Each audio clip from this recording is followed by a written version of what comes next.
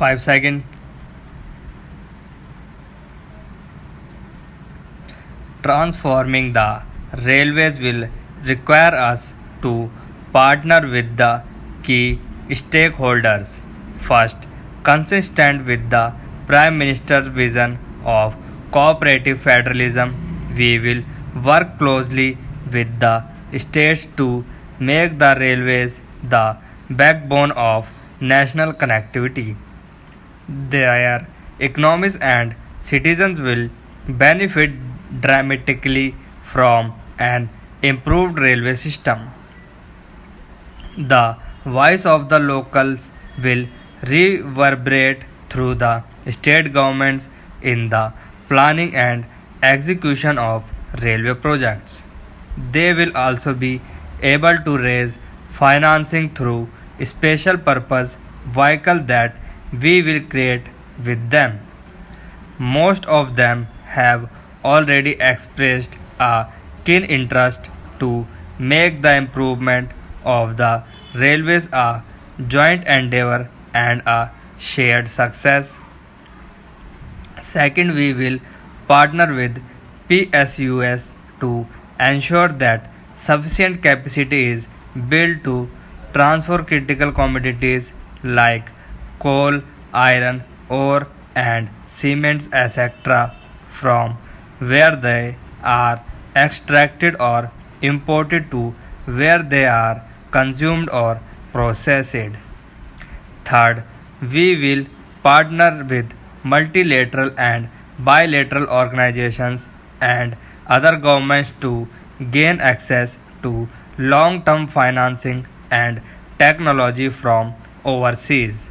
Finally, we will partner with the private sector to improve last mile connectivity, expand our fleet of rolling stock, and modernize our station infrastructure. Here, I must mention that rail will continue to be our precious national assets. It will continue to serve the common man. The people of India will always on railways. Over the next 5 years, we envisage an investment of rupees 8.5 lakh crore. A broad indicative 5-year investment plan is attached as Annex 1 to the speech.